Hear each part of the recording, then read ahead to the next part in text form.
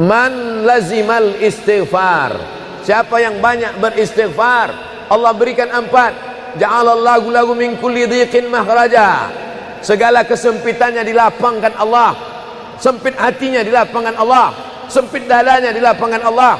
Wali wa min kulli hammin faraja, segala kesusahannya diberikan Allah kemudahan.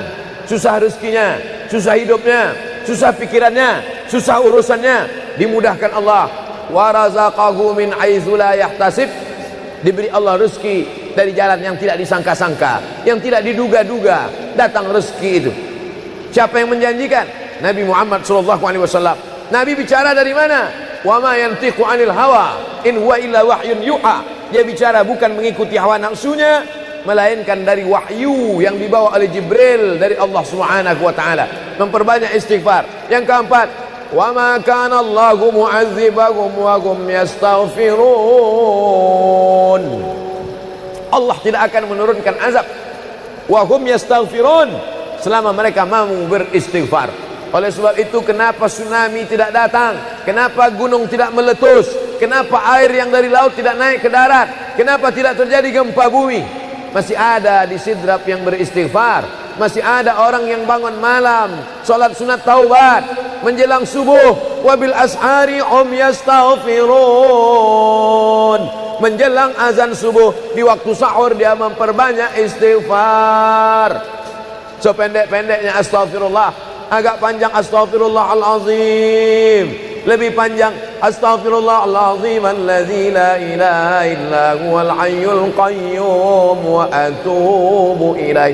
Yang lebih afdal sayyidul istighfar, Allahumma anta rabbi la ilaha illa anta khalaqtani wa ana 'abduka wa ana 'ala 'ahdika wa wa'dika mastata'tu a'udzu bika min syarri ma sana'tu abu'u laka bi ni'matika 'alayya wa abu'u bi dhanbi faghfirli fa innahu la yaghfiru dzunuba illa anta. Dibaca dia setelah subuh, dijaga Allah sampai zuhur. Dibaca setelah zuhur, dipelihara sampai asar. Dibaca selepas asar, dijaga sampai maghrib. Dibaca sehabis maghrib, dijaga sampai isya. Dibaca habis isya, dijaga sampai subuh. Allahumma anta rabbi la ilaha illa anta khalaqtani wa ana 'abduka, aku hambamu, wa ana 'ala ahdika, aku dalam perjanjian denganmu, wa wa'dika, aku dalam MOU denganmu, mastata'tu, sesuai kemampuanmu. Abu ulaka bi ni'matika alayya, aku datang menghadapmu dengan nikmatmu, nikmat mata, nikmat telinga, nikmat otak, nikmat hati, nikmat buah pinggang, nikmat kaki, nikmat tangan. Wa abu bi dzambi, tapi justru aku datang membawa dosa. Aku datang membawa nikmat, tapi justru aku datang membawa dosa. Dosa telinga, dosa mata, dosa lidah, dosa hati. Mestinya aku datang membawa nikmat, datang membawa pahala. Wa abu bi dzambi, tapi justru aku datang membawa dosa. Tapi aku yakin dan percaya, fa innahu la yaghfiru dzunuba illa anta, tak ada yang bisa mengampunkan segala dosa kecuali engkau. Di musim pandemi yang selama ini selesai sholat hanya 3 kali saja. Assalamualaikum warahmatullah, assalamualaikum warahmatullah, astaghfirullahaladzim, astaghfirullahaladzim, astaghfirullahaladzim. Diperbanyak istighfar. Wallahi, kata Nabi Muhammad SAW, Nabi bersumpah, wallahi demi Allah, inni la astaghfiru ila rabbi wa atubu ilaih. Aku beristighfar kepada Allah, aku bertaubat kepada Allah mi'ata marrah, 100 kali sehari semalam. Jadi kita pun bisa beristighfar 100 kali sehari semalam. Kalau kita hitung jari kita ini sendinya ada 20, 1, 2, 3, 4, 5, 6, 7, 8, 9, 10, 11, 12, 13, 14, 15, 16, 17, 18, 19, 20. 20 sendi. Habis sholat kita isi 20 istighfar.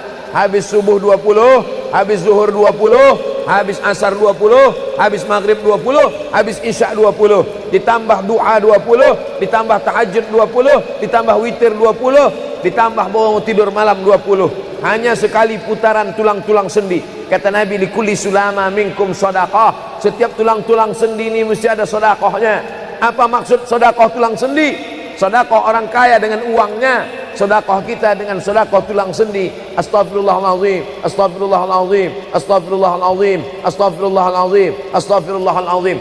Allah menjanjikan balasan-balasan yang disampaikan oleh Nabi Muhammad sallallahu alaihi wasallam. Tapi di antara yang paling afdal di antara zikir ini semua adalah afdalu dzikri la ilaha illallah.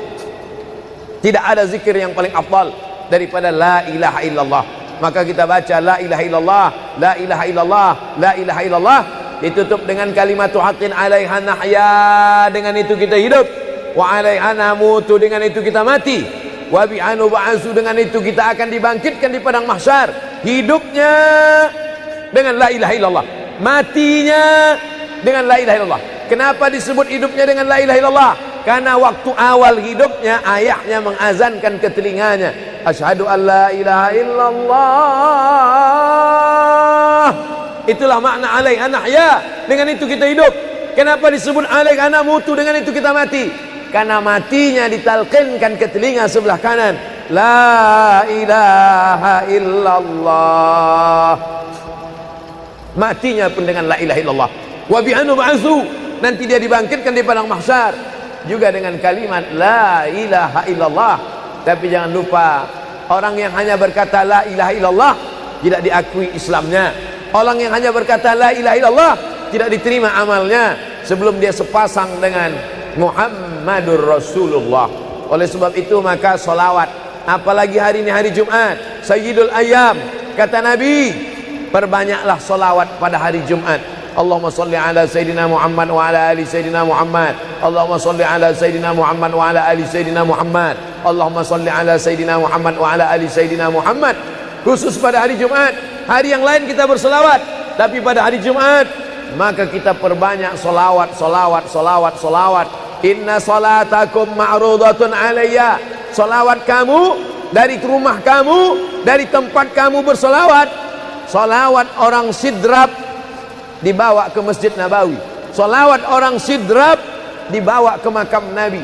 Allahumma salli ala Sayyidina Muhammad dari Masjid Agung Sidrap dibawa ke Masjid Nabawi di kota Al-Madinah Al-Munawwarah.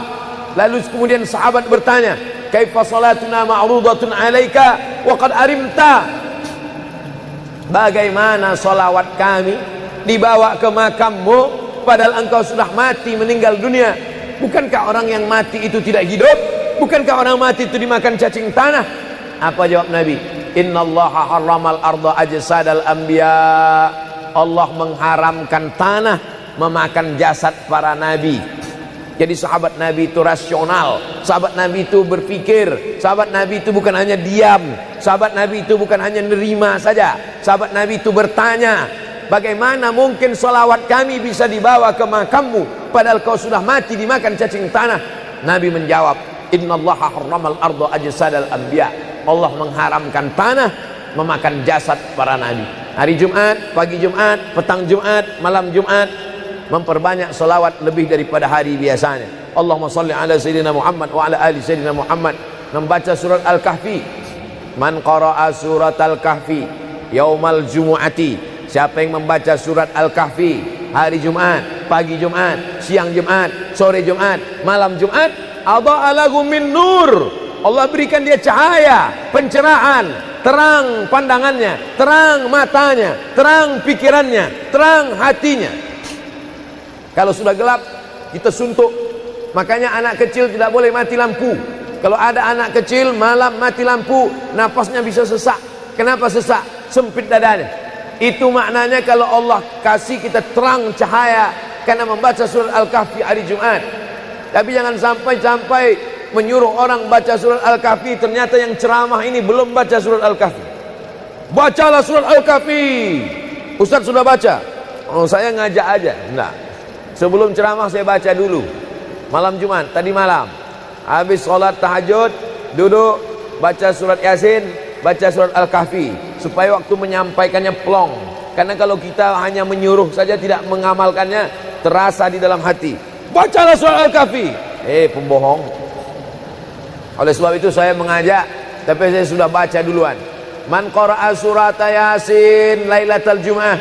Siapa yang membaca surat Yasin malam, tidak hanya malam Jumat. Man qara'a Yasin fi lailatin, tak ada disebut malam Jumat. Siapa yang baca surat Yasin pada suatu malam, malam Senin, malam Selasa, malam Rabu, malam Kamis, malam Ahad, malam Jumat, ghufira lahu, asbaha maghfuran lah. Waktu subuh dia sudah diampunkan Allah. Adapun surat Al-Kahfi tadi malam, malam Jumat, pagi Jumat, siang Jumat, sore Jumat, sampai nanti sebelum matahari tenggelam. Dan dari salat asar sampai matahari tenggelam, waktu mustajab untuk berdoa. Didoakan segala kebaikan-kebaikan. Sayyidul Ayyam, induk dari segala hari. Berapa banyak orang amat sangat ingin hidup di hari ini, tapi meninggal kemarin sore. Berapa banyak amat sangat ingin hidup di bulan ini, tapi sudah didahului oleh ajal, janji kepada Allah Subhanahu wa taala. Jangan ada sedetik pun waktu yang sia-sia, yang kosong hampa tanpa kita isi dengan amal kepada Allah Subhanahu wa taala. Man shalla alayya salatan, siapa yang bersolawat satu kali, sallallahu alaihi biha asyra, Allah balas 10 kebaikan. Huttan anhu asyara sayiat, ditutupi 10 kesalahan. Wa rufi'at lahu asyara darajat, dinaikkan 10 darajat tingkatan kemuliaan. Satu kali salawat 10 dosa diampunkan, 10 kebaikan pahala dituliskan, 10 derajat kemuliaan diangkat, dinaikkan di hadapan Allah Subhanahu wa taala. Oleh sebab itu maka hari ini kita perbanyak selawat, pertemuan selawat, berjumpa dengan orang berselawat. Dan kita memang melakukan tradisi-tradisi itu. Ketika ada orang mau menikah berselawat, anaknya akikah berselawat, acara walimah berselawat, khotib khutbah Jumat kalau tidak berselawat batal Jumatnya. Orang yang sedang sholat kalau dia tidak berselawat, menurut mazhab Syafi'i batal sholatnya. Orang yang berdoa kalau tidak berselawat, doanya tergantung tidak dikabulkan Allah. Majlis kita kalau tidak ada selawat, maka majlis itu berubah menjadi majlis antanajifah, majlis mangkai, majlis busuk, majlis berbau. Oleh sebab itu tidak ada cara lain menolak ini semua adalah dengan cara bersolawat, solawat dan solawat. Itu poin yang ketiga. Poin yang keempat, di antara menjauhkan kita dari bala ini, tolak bala ini adalah shadaqatus sirri tadfa'u mitatassu. Sedekah menolak bala, mati su'ul khatimah. Makanya dulu kita ada istilah sedekah tolak bala. Sedekah menolak musibah, sedekah menolak bencana, sedekah menolak wabah.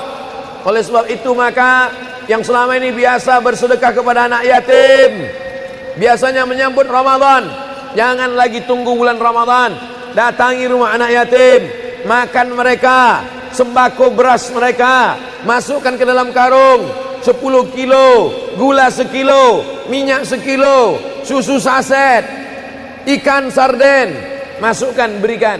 Ini dengan niat menolak segala musibah, segala bencana, segala wabah.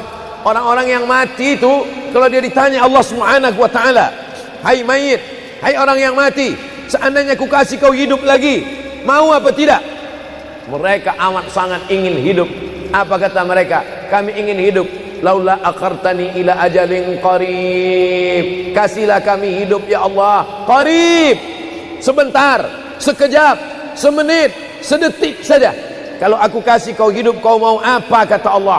Mereka menjawab, dalam Al-Quran diceritakan, laula akhartani ila ajalin qarib, kalau kau kasih aku hidup walaupun sedetik saja, fa as-saddaqa, aku mau bersedekah ya Allah. Kenapa orang mati itu tidak berkata, kasih aku hidup sedetik saja, aku mau haji dan umrah? Tidak ada. Kasih aku sedetik saja, aku mau pergi berjihad? Tidak. Kasih aku sedetik saja, aku mau sholat sepanjang malam? Tidak. Mereka mengatakan, fa as-saddaqa, aku mau bersedekah. Mengapa orang mati itu kalau dihidupkan mau bersedekah? Dijawab oleh para ulama, karena haji dan umrah balasannya nanti setelah hisab masuk surga. Al-hajjul mabrur, haji yang mabrur, laisa lahu jaza illal jannah, balasannya surga. Tapi sedekah balasannya sudah didapatkan ketika dikubur. Begitu mati masuk kubur langsung dapat balasan sedekah. Itulah makanya kata Nabi, idza matal insan, kalau manusia mati, inqata'a, putus amalnya. Tapi ada yang tak putus, shadaqatun jariyah, sedekah yang mengalir. Belum bangkit dari kubur, belum padang mahsyar, belum hisab, belum timbangan amal, belum meniti titian siratal mustaqim, balasannya sudah nampak. Itu kehebatan sedekah dibandingkan amal yang lain. Oleh sebab itu sedekah ini luar biasa. Shadaqatus sirri tadfa'u mitatassu, sedekah menolak mati su'ul khatimah, sedekah menolak bala. Man lazimal istighfar, siapa yang banyak beristighfar, Allah berikan 4. Ja'alallahu lahu min kulli dhiqin makhraja, segala kesempitannya dilapangkan Allah, sempit hatinya dilapangkan Allah, sempit dadanya dilapangkan Allah. Wali wa min kulli hammin faraja, segala kesusahannya diberikan Allah kemudahan. Susah rezekinya, susah hidupnya, susah pikirannya, susah urusannya, dimudahkan Allah. Wa razaqahu min haitsu la yahtasib, diberi Allah rezeki dari jalan yang tidak disangka-sangka, yang tidak diduga-duga, datang rezeki itu. Siapa yang menjanjikan? Nabi Muhammad SAW. Nabi bicara dari mana? Wa ma yantiqu 'anil hawa in huwa illa wahyun yuha. Dia bicara bukan mengikuti hawa nafsunya, melainkan dari wahyu yang dibawa oleh Jibril dari Allah Subhanahu wa taala. Memperbanyak istighfar. Yang keempat, wa ma kana Allahu mu'adzibahum wa hum yastaghfirun. Allah tidak akan menurunkan azab wa hum yastaghfirun selama mereka mau beristighfar. Oleh sebab itu, kenapa tsunami tidak datang?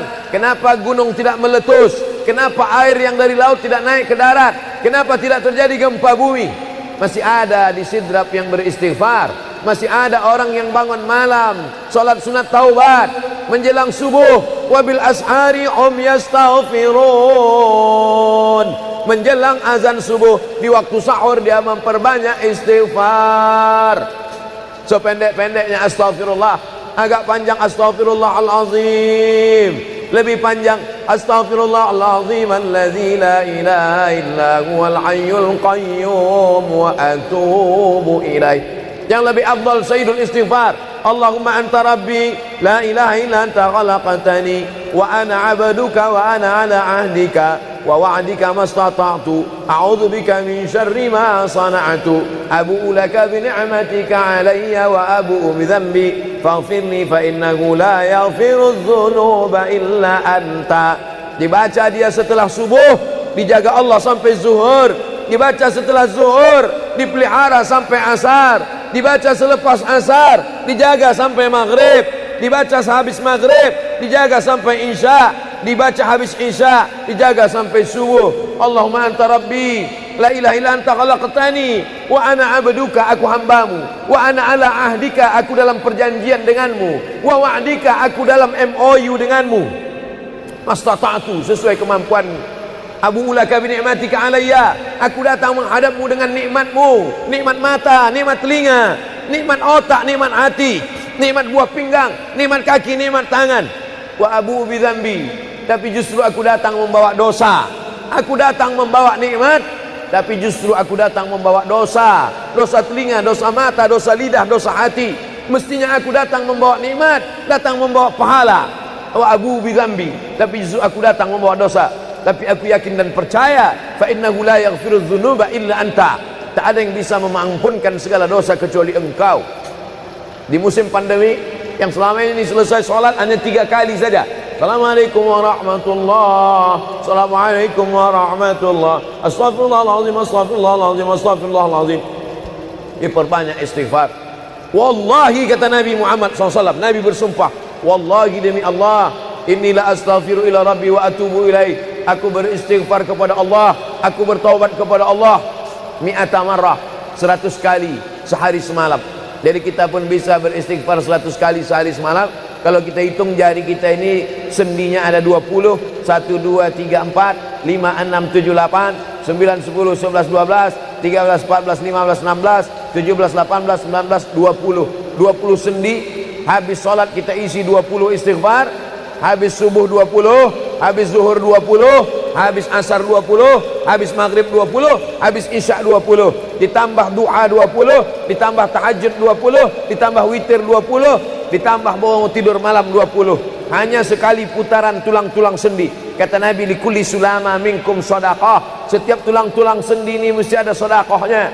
Apa maksud sedekah tulang sendi? Sedekah orang kaya dengan uangnya, sedekah kita dengan sedekah tulang sendi. Astaghfirullahalazim, astaghfirullahalazim, astaghfirullahalazim, astaghfirullahalazim, astaghfirullahalazim. Allah menjanjikan balasan-balasan yang disampaikan oleh Nabi Muhammad sallallahu alaihi wasallam. Tapi di antara yang paling afdal di antara zikir ini semua adalah afdalu dzikri la ilaha illallah. Tidak ada zikir yang paling afdal daripada la ilaha illallah. Maka kita baca la ilaha illallah, la ilaha illallah, la ilaha illallah, ditutup dengan kalimat haqqin 'alaiha nahya, dengan itu kita hidup, wa 'alaiha namutu, dengan itu kita mati, wa bi'anu ba'su, dengan itu kita akan dibangkitkan di padang mahsyar. Hidupnya dengan la ilaha illallah, matinya dengan la ilaha illallah. Kenapa disebut hidupnya dengan la ilaha illallah? Karena waktu awal hidupnya ayahnya mengazankan ke telinganya, asyhadu an la ilaha illallah. Itulah makna alaiha nahya, dengan itu kita hidup. Kenapa disebut alaiha namutu, dengan itu kita mati? Karena matinya ditalqinkan ke telinga sebelah kanan, la ilaha illallah. Matinya pun dengan la ilaha illallah. Wa bi'anu ba'su, nanti dia dibangkitkan di padang mahsyar juga dengan kalimat la ilaha illallah. Tapi jangan lupa, orang yang hanya berkata la ilaha illallah tidak diakui Islamnya. Orang yang hanya berkata la ilaha illallah tidak diterima amalnya sebelum dia sepasang dengan Muhammadur Rasulullah. Oleh sebab itu maka solawat, apalagi hari ini hari Jumat, Sayyidul Ayyam, kata Nabi, perbanyaklah solawat pada hari Jumat. Allahumma salli ala Sayyidina Muhammad wa ala ali Sayyidina Muhammad. Allahumma salli ala Sayyidina Muhammad wa ala ali Sayyidina Muhammad. Allahumma salli ala Sayyidina Muhammad wa ala ali Sayyidina Muhammad. Khusus pada hari Jumat. Hari yang lain kita berselawat, tapi pada hari Jumat maka kita perbanyak solawat, solawat, solawat, solawat. Inna salatakum ma'rudatun alayya. Solawat kamu dari rumah kamu, dari tempat kamu bersolawat. Solawat orang sidrap dibawa ke Masjid Nabawi. Salawat orang sidrap dibawa ke makam Nabi. Allahumma salli ala Sayyidina Muhammad dari Masjid Agung Sidrap dibawa ke Masjid Nabawi di kota Al-Madinah Al-Munawwarah. Lalu kemudian sahabat bertanya, kaifa salatuna ma'rudatun alaika wa qad arimta? Bagaimana salawat kami dibawa ke makammu padahal engkau sudah mati, meninggal dunia? Bukankah orang yang mati itu tidak hidup? Bukankah orang mati itu dimakan cacing tanah? Apa jawab Nabi? Innallaha harramal arda ajsadal anbiya. Allah mengharamkan tanah memakan jasad para nabi. Jadi sahabat Nabi itu rasional, sahabat Nabi itu berpikir, sahabat Nabi itu bukan hanya diam, sahabat Nabi itu bukan hanya nerima saja, sahabat Nabi itu bertanya, bagaimana mungkin salawat kami bisa dibawa ke makammu padahal kau sudah mati dimakan cacing tanah? Nabi menjawab, innallaha harramal arda ajsadal anbiya. Allah mengharamkan tanah memakan jasad para nabi. Hari Jumat, pagi Jumat, petang Jumat, malam Jumat, memperbanyak salawat lebih daripada hari biasanya. Allahumma salli ala Sayyidina Muhammad wa ala ali Sayyidina Muhammad. Membaca surat Al-Kahfi. Man qara'a surat Al-Kahfi yaumal jumu'ati. Siapa yang membaca surat Al-Kahfi hari Jumat, pagi Jumat, siang Jumat, sore Jumat, malam Jumat, adha'a lahu min nur. Allah berikan dia cahaya, pencerahan, terang pandangannya, terang matanya, terang pikirannya, terang hatinya. Kalau sudah gelap, kita suntuk. Makanya anak kecil tidak boleh mati lampu. Kalau ada anak kecil malam mati lampu, napasnya bisa sesak. Kenapa sesak? Sempit dadanya. Itu maknanya kalau Allah kasih kita terang cahaya karena membaca surat Al-Kahfi hari Jumat. Tapi jangan sampai menyuruh orang baca surat Al-Kahfi, ternyata yang ceramah ini belum baca surat Al-Kahfi. Bacalah surat Al-Kahfi. Ustaz sudah baca. Oh, saya ngajak aja. Enggak. Sebelum ceramah saya baca dulu. Malam Jumat, tadi malam. Habis sholat tahajud, duduk, baca surat Yasin, baca surat Al-Kahfi. Supaya waktu menyampaikannya plong. Karena kalau kita hanya menyuruh saja tidak mengamalkannya, terasa di dalam hati. Bacalah surat Al-Kahfi. Pembohong. Oleh sebab itu saya mengajak, tapi saya sudah baca duluan. Man qara'a surat Yasin lailatal Jum'ah. Siapa yang membaca surat Yasin malam, tidak hanya malam Jumat. Man qara'a Yasin fi lailatin, tak ada disebut malam Jumat. Siapa yang baca surat Yasin pada suatu malam, malam Senin, malam Selasa, malam Rabu, malam Kamis, malam Ahad, malam Jumat, ghufira lahu, asbaha maghfuran lah. Waktu subuh dia sudah diampunkan Allah. Adapun surat Al-Kahfi tadi malam, malam Jumat, pagi Jumat, siang Jumat, sore Jumat, sampai nanti sebelum matahari tenggelam. Dan dari sholat asar sampai matahari tenggelam, waktu mustajab untuk berdoa, didoakan segala kebaikan-kebaikan. Sayyidul Ayyam, induk dari segala hari. Berapa banyak orang amat sangat ingin hidup di hari ini, tapi meninggal kemarin sore. Berapa banyak amat sangat ingin hidup di bulan ini, tapi sudah didahului oleh ajal, janji kepada Allah Subhanahu wa taala. Jangan ada sedetik pun waktu yang sia-sia, yang kosong hampa, tanpa kita isi dengan amal kepada Allah Subhanahu wa taala. Man shalla alayya salatan, siapa yang bersolawat satu kali, sallallahu alaihi biha asyra, Allah balas 10 kebaikan. Huttat anhu asyara sayiat, ditutupi 10 kesalahan. Wa rufi'at lahu asyara darajat, dinaikkan 10 darajat tingkatan kemuliaan. Satu kali salawat, 10 dosa diampunkan, 10 kebaikan pahala dituliskan, 10 derajat kemuliaan diangkat, dinaikkan di hadapan Allah Subhanahu wa taala. Oleh sebab itu maka hari ini kita perbanyak selawat, pertemuan selawat, berjumpa dengan orang berselawat. Dan kita memang melakukan tradisi-tradisi itu. Ketika ada orang mau menikah berselawat, anaknya akikah berselawat, acara walimah berselawat, khatib khutbah Jumat kalau tidak berselawat batal Jumatnya. Orang yang sedang sholat kalau dia tidak berselawat, menurut mazhab Syafi'i batal sholatnya. Orang yang berdoa kalau tidak berselawat, doanya tergantung tidak dikabulkan Allah. Majlis kita kalau tidak ada selawat, maka majlis itu berubah menjadi majlis antanajifah, majlis mangkai, majlis busuk, majlis berbau. Oleh sebab itu tidak ada cara lain menolak ini semua adalah dengan cara bersolawat, solawat dan solawat. Itu poin yang ketiga. Poin yang keempat, di antara menjauhkan kita dari bala ini, tolak bala ini adalah shadaqatus sirri tadfa'u mitatassu. Sedekah menolak bala, mati su'ul khatimah. Makanya dulu kita ada istilah sedekah tolak bala. Sedekah menolak musibah, sedekah menolak bencana, sedekah menolak wabah. Oleh sebab itu maka yang selama ini biasa bersedekah kepada anak yatim, biasanya menyambut Ramadan, jangan lagi tunggu bulan Ramadan, datangi rumah anak yatim, makan mereka, sembako beras mereka, masukkan ke dalam karung 10 kilo, gula sekilo, minyak sekilo, susu saset, ikan sarden, masukkan, berikan. Ini dengan niat menolak segala musibah, segala bencana, segala wabah. Orang-orang yang mati itu kalau dia ditanya Allah Subhanahu wa taala, hai mayit, hai orang yang mati, seandainya ku kasih kau hidup lagi, mau apa tidak? Mereka amat sangat ingin hidup. Apa kata mereka? Kami ingin hidup. Laula akhartani ila ajalin qarib, kasihlah kami hidup ya Allah qarib, sebentar, sekejap, semenit, sedetik saja. Kalau aku kasih kau hidup, kau mau apa? Kata Allah. Mereka menjawab, dalam Al-Quran diceritakan, laula akhartani ila ajalin qarib, kalau kau kasih aku hidup walaupun sedetik saja, fa as-saddaqa, aku mau bersedekah ya Allah. Kenapa orang mati itu tidak berkata, kasih aku hidup sedetik saja, aku mau haji dan umrah? Tidak ada. Kasih aku sedetik saja, aku mau pergi berjihad? Tidak. Kasih aku sedetik saja, aku mau sholat sepanjang malam? Tidak. Mereka mengatakan, fa as-saddaqa, aku mau bersedekah. Mengapa orang mati itu kalau dihidupkan mau bersedekah?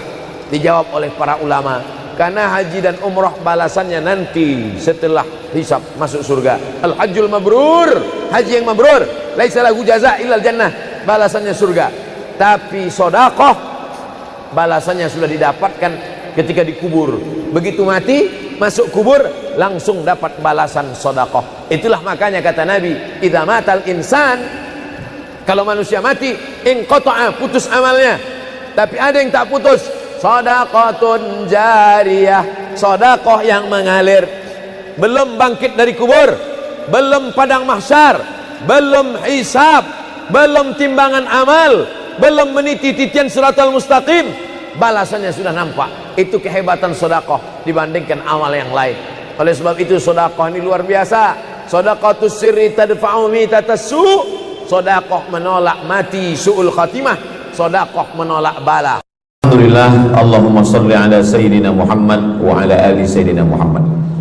Kullu amrin zibalin, semua amal yang baik, walam yubda' bihamdillah, kalau tidak diawali dengan alhamdulillah, pujian kepada Allah, fahuwa aqta', maka amal itu putus. Makna putus, putus sampai di dunia saja, tak boleh dibawa sebagai bekal menghadap Allah. Maka kita ingin amal kita malam ini tidak putus, maka kita awali dengan alhamdulillahi rabbil alamin. Setiap majlis kalau tidak disebut namanya, maka majlis itu anta najifah, majlis yang busuk, majlis bau, majlis bangkai. Maka kita sebut namanya, Allahumma salli ala Sayyidina Muhammad wa ala ali Sayyidina Muhammad. Laisa minna, bukan golongan kami, kata Nabi SAW. Man lam yarham saghirana, sesiapa yang tidak sayang kepada budak anak kecil, walam ya'rif syarafa kabirina, tidak hormat kepada orang tua, maka dia tidak diperakui sebagai umat Nabi Muhammad SAW. Semua anak-anak muda-muda, belia-belia yang saya sayangi, para alim ulama, tuan-tuan guru, datuk-datuk, datin-datin, semua yang berhadir ini insyaallah dimuliakan Allah Subhanahu wa taala. Amin ya rabbal alamin. Tajuk kita malam ini 8 keutamaan orang yang bersedekah menurut Al-Qur'an dan sunnah Nabi Muhammad sallallahu alaihi wasallam. Keutamaan yang pertama, kalau orang mati itu ditanya, apakah kamu mau hidup lagi? Maka orang mati itu menjawab, tapi belum ada orang yang mati hidup lagi. Macam mana kita boleh tahu dia menjawab? Sebab diceritakan Allah dalam Al-Quran. Apa kata mereka? A'udzubillahi minasyaitonirrajim. Laula akhartani ila ajalin qarib, kalaulah kami yang sudah mati ini diberi masa lagi, ajal masa, qarib pendek, sikit, kejap.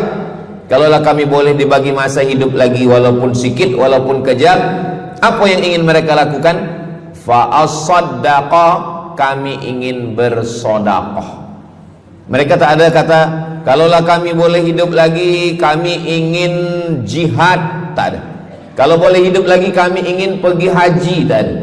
Mereka katakan, fa'as-saddaqa, kami ingin bersodaqah. Kenapa sodaqah? Kenapa bukan perang? Maka ulama membagi jawaban. Karena kalau haji, itu balasannya nanti di surga. Wal hajjul mabrur laisa lahu jazaa'un illal jannah. Haji mabrur balasannya surga nanti selepas hari kiamat. Tapi kalau sedekah, balasan pahalanya diperolehi ketika di alam kubur. Itulah kenapa orang-orang yang mati itu ingin kalau hidup lagi, fa as-saddaqa, mereka ingin bersedekah. Sedekah, hampir semua kata-kata dalam bahasa Arab itu asalnya 3 huruf. Sadaqah. Sadaqah artinya benar. Sadaqallahul azim, maha benar Allah. Sadaqah artinya benar. Kalau memang benar betul iman kita, mana buktinya? Buktinya adalah dengan bersedekah. Itulah kenapa sedekah itu disebut dengan sedekah, tanda iman itu benar. Karena untuk menggerakkan lidah bercakap sangat mudah. Apa kata pepatah orang Melayu? Lidah tak bertulang, mudah saja menggerakkan. Asyhadu an la ilaha illallah wa asyhadu anna Muhammadar Rasulullah. Kalau memang benar betul cakap, mana buktinya? Buktinya adalah sedekah. Lelaki mengatakan saya cinta kepada kamu, senang saja nak mengatakan cinta, tapi apa bukti, proof, mana memang betul cinta? Maka dia mesti bagikan sedekah. Kalau yang tadi itu sedekah, kalau ini namanya sadaq. Sadaq artinya mahar. Mahar pernikahan lelaki dengan perempuan, aku nikahkan engkau dengan anak saya dengan memberikan cincin emas dan gelang rantai tunai. Itulah dia sadaq, tanda bukti cinta dia kepada seorang perempuan. Sadaqah, benar. As-sidqu, sidik, benar. As-siddiq, orang yang benar. Maka disebut dia dengan Abu Bakar Siddiq, kerana dia benar memberikan emas sebesar batu waktu dibawa pergi hijrah bersama Nabi Muhammad SAW. Maka dia disebut dengan Siddiq kerana dia benar imannya dengan memberikan sedekah. Tapi ada makna siddiq yang lain, ketika yang lain mendustakan Nabi, tak percaya kepada Isra Mi'raj, dialah orang yang percaya, maka disebut dia dengan Siddiq. Siddiq dari kata sadaq, benar, karena iman dia yang benar. Mana bukti, proof bahwa iman dia benar? Dia bersedekah, membagikan emasnya sebesar batu. Nama dia Abu Bakar Siddiq. Nama ayah dia Abu Quhafah. Ayah dia tak Islam. Apa kata ayah dia? Habislah emas Abu Bakar itu dibawa Muhammad sallallahu alaihi wasallam. Anak Abu Bakar itu namanya Asma. Asma, mana emas ayah kamu? Dah habis dibawa Muhammad. Dia benci betul dengan Nabi Muhammad. Datang Asma, dia ambil batu, dia masukkan ke dalam kain. Kata Asma, emas ayah tu masih ada dalam kain, Datuk. Lalu Abu Quhafah memegang. Abu Quhafah ni buta, dia tak nampak. Oh ya, masih ada lagi. Rupanya emas itu sudah dibawa hijrah bersama Rasulullah sallallahu alaihi wasallam. Makanya kata Nabi, "Lau anfaqa ahadukum mithla Uhudin zahaban." Seandainya ada di antara kamu yang boleh berwakaf emas walaupun sebesar bukit Uhud. Bukit Uhud itu panjangnya 7 km. Seandainya ada di antara kamu yang boleh berwakaf emas sebesar bukit Uhud, itu tak sampai setengah tapak tangan Sayyidina Abu Bakar Siddiq. Kenapa? Sebab kalau sekarang ada orang bersedekah banyak, memanglah sekarang sudah aman. Tapi masa itu masa susah, masa payah, Abu Bakar Siddiq menunjukkan bukti keimanannya. Ini keutamaan yang pertama menurut Al-Quran. Kenapa orang bersedekah?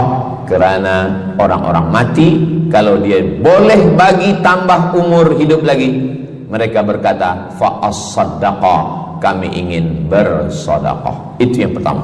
Yang kedua, sampai berapa nih? Sampai 8. Tadi saya dibagi tahu Ustadz sampai 8, atau tak pun sampai 8, kalau dah habis 60 menit habis. Yang kedua, idzas sama'um fatarat, langit terbelah, wa idzal kawakibun tasarat, planet bertembung, berjatuhan, wa idzal biharu fujirat, lautan diletupkan, tsunami namanya, wa idzal quburu bu'athirat, semua yang dikubur dibangkitkan. Selepas itu kita pun bangkit dari kubur. Innama amruhu idza arada syai'an ayyakula lahu kun fayakun. Bila kita bangkit, tak ada atap, tak ada dinding, tak ada pokok kayu, semua gunung-gunung macam bulu kambing dihembus angin. Wa takunul jibalu kal ihnil manfush, macam bulu kambing dihembus angin. Di mana kita bernaung, di mana kita berlindung? Kata Nabi sallallahu alaihi wasallam. Ini yang kedua. Kullu mri'in tahta zilli sadaqatihi, orang akan bernaung di bawah sedekah. Bukan bernaung di bawah haji, bukan bernaung di bawah sembahyang, bukan bernaung di bawah puasa, tapi tempat bernaung atap adalah sedekah. Tapi jangan sebab kita kaji sedekah malam ni, esok subuh tak sembahyang. Awak tak sembahyang, kita bernaung di bawah sedekah. Betul, memang bernaung di bawah sedekah, tapi tiangnya sembahyang. As-salatu imaduddin, sembahyang, salat itu adalah tiang daripada agama. Maka tempat kita berlindung, tempat kita bernaung nanti adalah sedekah.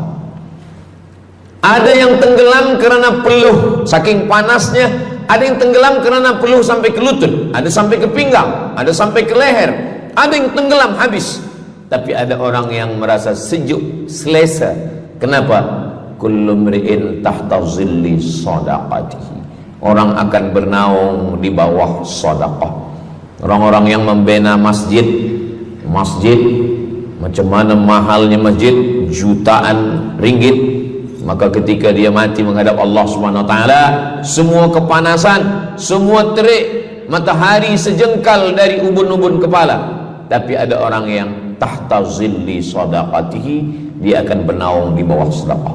Mudah-mudahan panjang umur, Allah bagi kita rezeki supaya kita boleh bernaung di bawah sedekah kita nanti insyaallah. Kita masa siang 12 jam, malam 12 jam, tapi di akhirat nanti 50 alfasanah, 50.000 tahun, belum tentu lagi diputuskan di pengadilan Allah Subhanahu wa taala. Datang orang menghadap Nabi Adam, wahai Adam, kami sudah kepanasan, kami tak tahan di padang mahsyar ini. Kata Nabi Adam, saya malu menghadap Allah. Dulu kata Allah, la taqraba hadhihi syajarah, jangan dekati pokok kuldi, fatakuna minaz zalimin, nanti engkau jadi orang zalim. Fa azallahumas syaitan, tapi digoda syaitan. Lalu kemudian Nabi Adam bertaubat. Doa yang paling tua doa Nabi Adam, Rabbana zalamna anfusana wa illam taghfir lana wa tarhamna lanakunanna minal khasirin. Datang mereka menghadap kepada Nabi Nuh. Cepatlah Nabi Nuh menghadap kepada Allah supaya diputuskan mahkamah ini. Kata Nabi Nuh, saya malu menghadap Allah. Anak saya Kan'an, masa saya panggil, ya bunayya, wahai anak saya Kan'an, irkam ma'ana, ayo mari naik ke atas perahu sampan ayah. Apa kata Kan'an? Sa'awi ila jabali ya'simuni minal ma, saya naik sampan, saya naik ke atas bukit, saya akan selamat. Rupa-rupanya hujan 40 hari 40 malam, tenggelam. Kita belum lagi 40 hari 40 malam, baru 2 hari buaya dah naik ke jalan. Macam mana 40 hari 40 malam? Maka saat itu, saat anaknya Kan'an akan tenggelam, apa kata Nabi Nuh? Ya Rabbi, ya Allah, inna bni min ahli, itu anakku ya Allah. Allah marah. Apa kata Allah? Innahu laisa min ahlik, dia bukan anakmu. Innahu amalun ghairu salih, karena amal dia tak baik. Nabi Nuh malu menghadap Allah. Datang mereka kepada Nabi Musa alaihissalam. Kata Nabi Musa, saya pun malu menghadap Allah kerana perbuatan Bani Israel, umat saya jahat. Mereka datang menghadap Nabi Isa. Kata Nabi Isa, saya malu menghadap Allah kerana mereka menyembah saya selepas saya meninggalkan mereka. Pada akhirnya mereka datang menghadap Sayyidina wa Maulana wa Syafi'ina Muhammad sallallahu alaihi wasallam. Hanya Nabi Muhammad lah yang berani menghadap Allah. Sebab apa? Sebab dia umatnya. Maka walaupun kita umat yang paling kecil, umur paling pendek, badan paling tidak bertenaga, tapi kita adalah umat yang pertama nanti yang akan diputuskan perkara, dan kita adalah umat yang pertama akan masuk ke dalam surga Allah Subhanahu wa ta'ala. Maka banyak mereka yang ingin menjadi umat Nabi Muhammad. Bahkan Nabi Musa pun ingin menjadi umat Nabi Muhammad sallallahu alaihi wasallam. Masa Umar bin Khattab datang membawa lembaran-lembaran Taurat, Nabi berkata, apa itu wahai Musa? Taurat. Nabi Muhammad SAW memanggil, mari Taurat. Lalu Nabi Muhammad mengkoyak. Apa kata Nabi? Lau kana Musa hayyan ma wasa'ahu illa iyattabi'ani. Kalaulah Musa masih hidup, dia pasti akan ikut saya. Dan itu betul pada peristiwa Isra dan Mi'raj. Nabi jadi imam, Nabi Musa jadi makmum, Nabi Isa jadi makmum, Nabi Ibrahim jadi makmum, semua nabi-nabi jadi makmum. Imamnya adalah Sayyidina wa Maulana Muhammad sallallahu alaihi wasallam. Jadi keutamaan yang kedua, kita bernaung di bawah sedekah. Yang ketiga, sadaqatus sirri tutfi'u ghadabar rabbi kama yatfa'ul ma'an nar. Sedekah memadamkan api neraka seperti air yang memadamkan api. Kita kalau nampak api, mudah-mudahan kita selamat daripada terbakar, amin. Lalu kemudian datang api, kita padamkan dengan air. Lalu kemudian macam mana memadamkan api neraka? Air sebanyak apa yang boleh memadamkan? Maka kata Nabi SAW, keutamaan yang ketiga adalah sadaqatus sirri tutfi'u ghadabar rabbi, sedekah memadamkan api neraka. Jadi kalau kita dulu banyak silap, banyak salah, banyak dosa. Kullu bani Adam, semua manusia ini khata'un, semua pernah salah, pernah mabuk, pernah berzina, pernah minum khamar, pernah berjudi. Kalaupun dia tidak buat dosa yang zahir, pernah hasad, pernah dengki, busuk hati. Maka ketika itu macam mana memadamkan murka Allah dengan istighfar, memadamkan dengan sembahyang, solat, sunat, taubat? Ada satu cara lagi. Dengan cara apa? Memadamkannya dengan sedekah. Tudfi'u ghadabar rabbi, memadamkan murka marah Allah subhanahu wa ta'ala, padam dengan sedekah. Tapi tentu saja sedekah yang ikhlas kerana Allah subhanahu wa ta'ala. Datang seorang yang sudah banyak dosa menghadap Nabi, menghadap pendeta Yahudi. Wahai pendeta Yahudi, saya ini banyak salah, banyak dosa. Saya sudah membunuh 99 orang.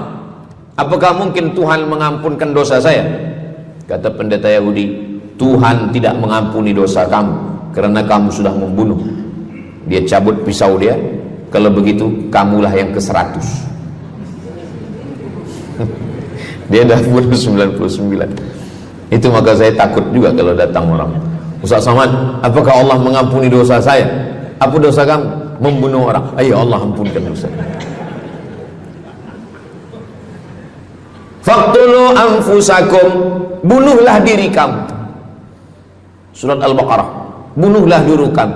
Fataba alaikum, Allah menerima taubat kamu dengan membunuh diri. Sebab Bani Israel minta ampun kepada Allah bukan dengan istighfar, minta ampun kepada Allah bukan dengan sembahyang taubat. Bani Israel kalau dia minta ampun kepada Allah dulu zaman Nabi Musa, dia ambil pedang, dia ambil parang panjang, dia cari orang yang sama-sama berdosa. Saya ada dosa, saya cari tuan-tuan yang ada dosa. Tuan ada dosa? Ada. Kita nak bertaubat? Ya, ayo kita. Nanti kita sama-sama cincang. Nanti tuan cincang saya cincang tuan. Kita sama-sama mati, baru Allah ampunkan dosa. Faqtulu anfusakum, bunuhlah diri kamu. Fataba alaikum, Allah menerima taubat kamu. Tapi syariat Nabi Muhammad sallallahu alaihi wasallam, ma min muslimin yuznibu dzamban, kalau ada yang silap khilaf salah, summa yatatahhar, mandi taubat. Apalagi kita di Bandar Seri Begawan, bila tadi pesawat terbang nak landing turun, nampak cantik laut keliling. Jadi siapa nak mandi taubat, pergi ke laut. Kalau sampai ke tengah laut, bukan cuma dosa hilang, orangnya hilang sekali. Aku mandi taubat, saya mandi taubat. Selepas mandi taubat, tak boleh mandi taubat, wudu. Tak boleh wudu, tayamum. Selepas itu sembahyang sunat taubat. Usolli sunnatat taubat raka'ataini lillahi ta'ala. Dosanya perlu sebut, jangan sebut. Ada seorang lelaki, maaf, nafsu dia tinggi. Lalu di jalan dia nampak perempuan. Selepas itu maaf, dia cium. Selepas itu dia datang ke Nabi, dia mengadu. Ya Rasulullah, tadi saya melakukan begini-begini. Tegak Umar bin Khattab, Allah sudah tutupi, kenapa kamu bukakan di hadapan orang ramai? Allah mengampuni manusia kecuali al-mujahirun. Al-mujahirun menampakkan dosanya dan bangga dengan dosanya. Ini orang akhir zaman ni sekarang banyak mujahirun. Dia mabuk, dia live streaming. Hai guys, dah mabuk ke malam ni? Ini al-mujahirun. Maka ulil amri mesti ambil hukum. Tapi orang yang pernah berdosa, pernah silap, pernah salah, jangan cerita lagi, tutup. Suami-suami kalau bertobat kepada Allah, mengadu kepada Allah, cukup. Jangan cerita ke istri. Allah menerima, istri tak terima. Jadi taubat cukup kepada Allah Subhanahu wa taala, mengadu dah. Bangkit tahajud malam minta kepada Allah. Jangan suara kuat-kuat. Cukup. Sebab tidak semua kejujuran boleh diterima orang lain. Tak semua perempuan boleh menerima kejujuran. Sakit hati dia. Allah Subhanahu wa taala Maha Pengampun. Selepas itu kemudian wa asbi'is sayyi'atal hasanata, dosa-dosa silap khilaf masa lalu bagaimana menutupinya? Hasanata, perbuatan baik. sembahyang baik, sholat baik, tapi ada yang paling baik. Apa dia? Shadaqatus sirri, memperbanyak sedekah, memadamkan murka Allah seperti api dipadamkan oleh air. Marah itu adalah kobaran dari api neraka. Bila kita sedang marah, itu adalah api neraka lahab. Lahab itu artinya berkobar. Lahab pakai ba, lahab.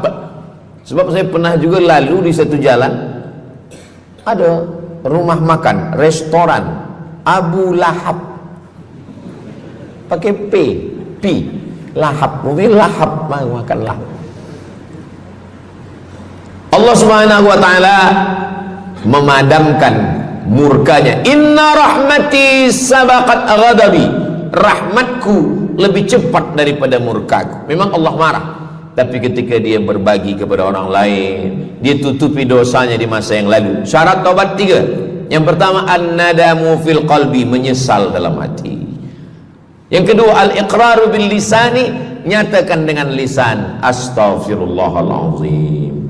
Yang ketiga, al-itmaru alla ya'uda ilaihi abadan, tekad saya tidak akan buat lagi sampai mati. Namanya taubat nasuha. Nasuha 3 huruf. Nasoha artinya menyaring madu. Datang orang memanjat pokok kayu, dia ambil parang panjang, dia potong sarang lebah jatuh ke bawah, disaring dengan kain tipis, lalu kemudian tersangkut di atas kain, lilinnya tersangkut, lebahnya tersangkut, anak lebah tersangkut, rantingnya tersangkut, dahannya tersangkut, maka keluarlah madu.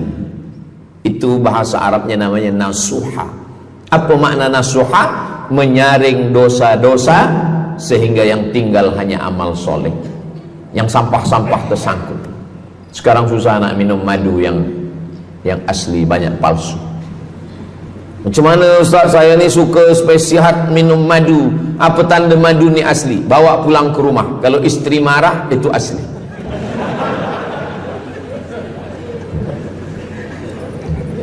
Yang keempat, ini jangan diingat, lupakan.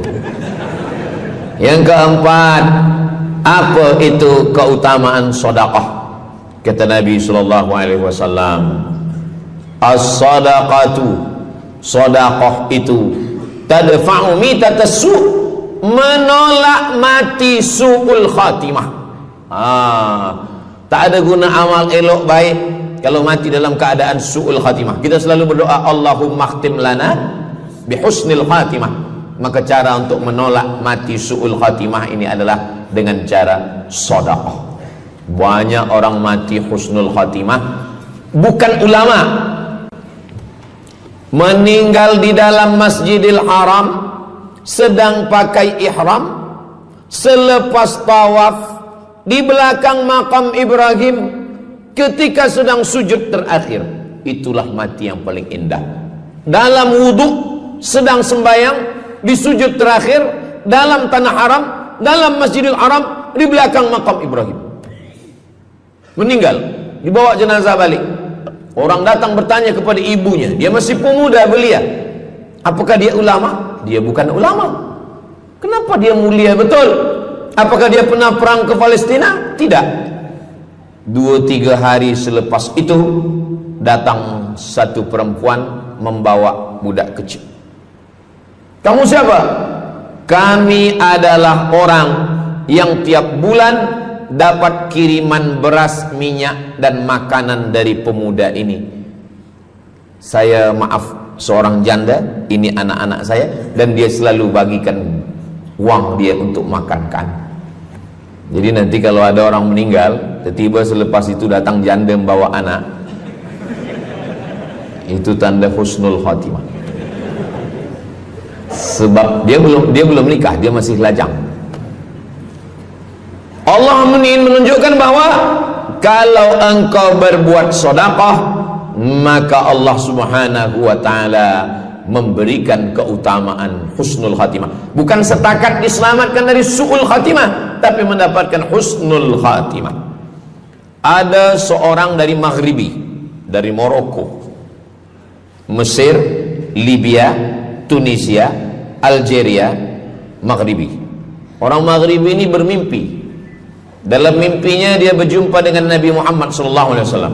Kata Nabi, engkau pergi ke Saudi Arabia, cari di kampung ini, nanti engkau jumpai seorang pemuda, sampaikan salamku kepada dia, katakan dia penghuni surga.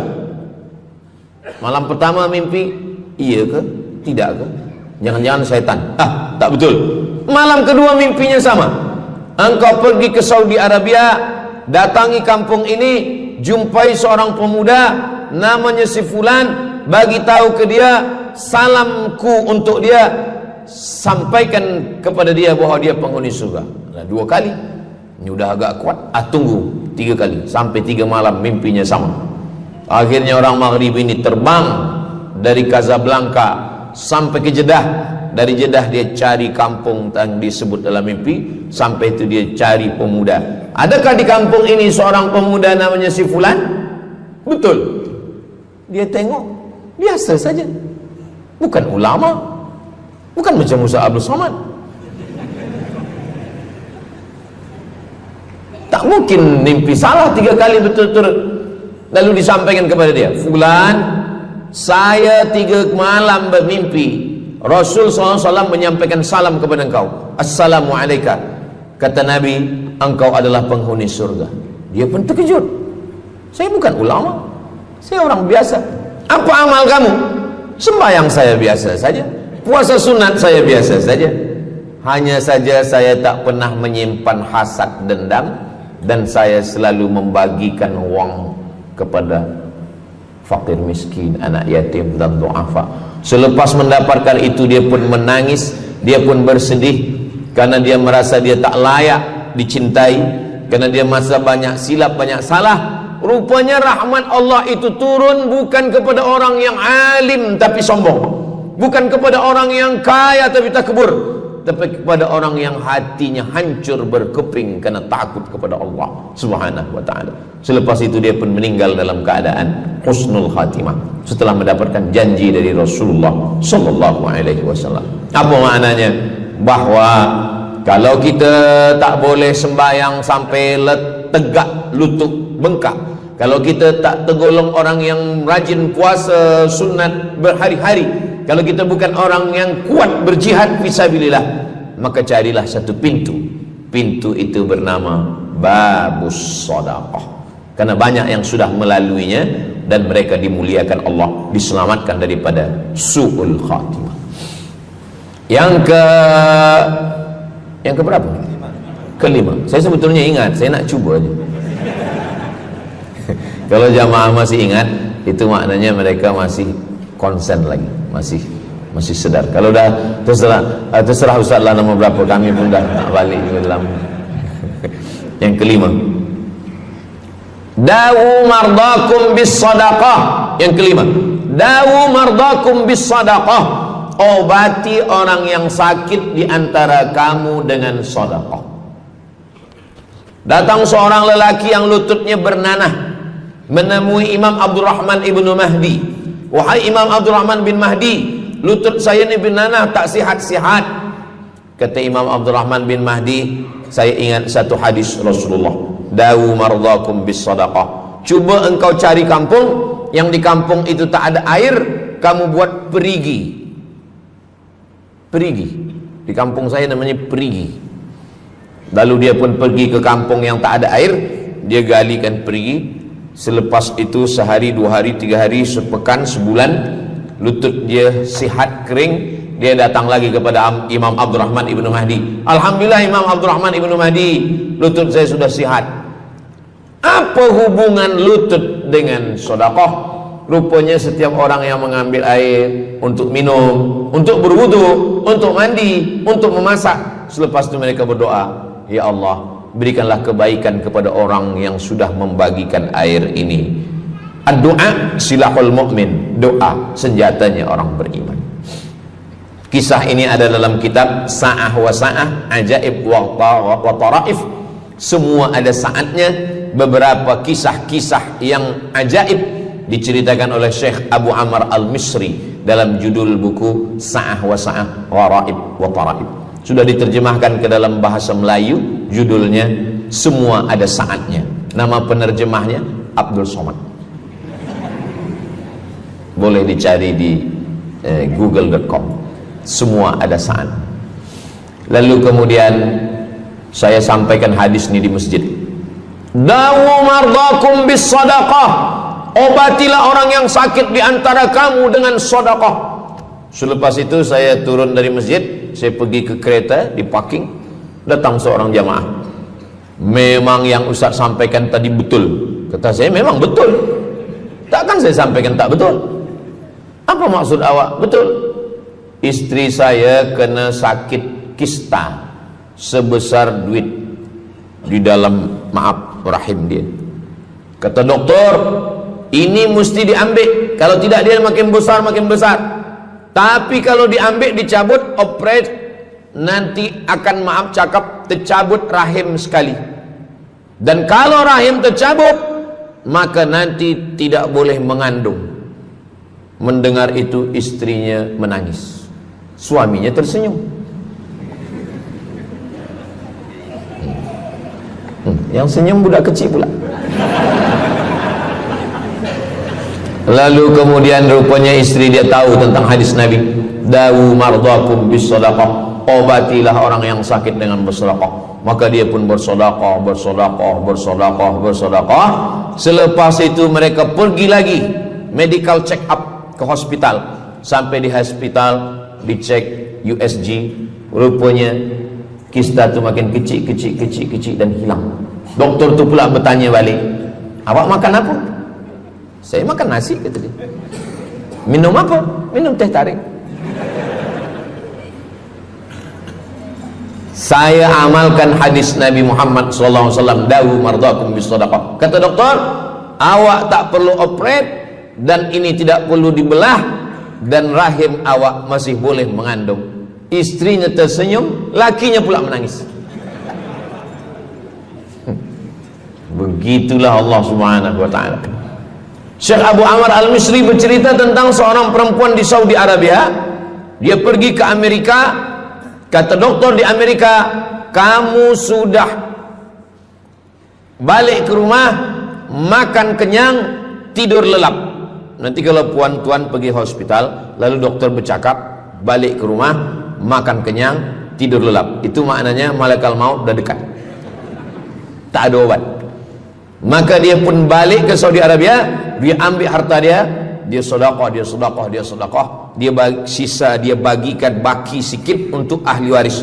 Selepas itu last kali dia pergi lagi ke Amerika, last medical check up.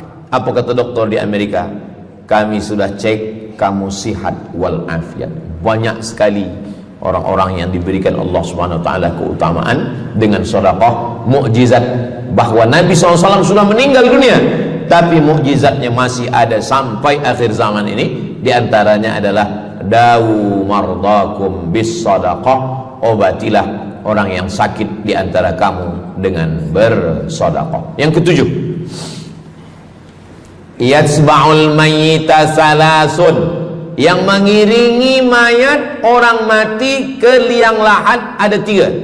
Yang pertama mal, bahasa Arabnya mal, orang kita menyebut mall, harta. Yang mengiringi manusia ke liang lahat, yang pertama maluhu, harta. Yang kedua ahluhu, istri, anak, menantu, kawan, jiran, sahabat. Yarji'usnani, yang dua ni balik ke rumah, anak balik, istri balik, kereta balik, semua balik. Wa yabqa wahidun, yang kekal hanya satu. Apa dia? Yang kekal hanya satu, itulah dia sedekatuh. Sedekah lah yang kekal. Itulah kenapa orang-orang meninggal dunia. Kita di atas dunia ini, kata Nabi, baina sittin wa sab'in. Kita hidup di atas dunia ini antara sittin, 60, sab'in, 70. 60, 70, 60, 70. Kalau umur 30, ada berjumpa jamaah umur 30 yang dia soal, dah berbini ke? Bini? Belum. Oh. Awak dah menikah? Belum. Apa belum nikah lagi? Kejap lagi Ramadan.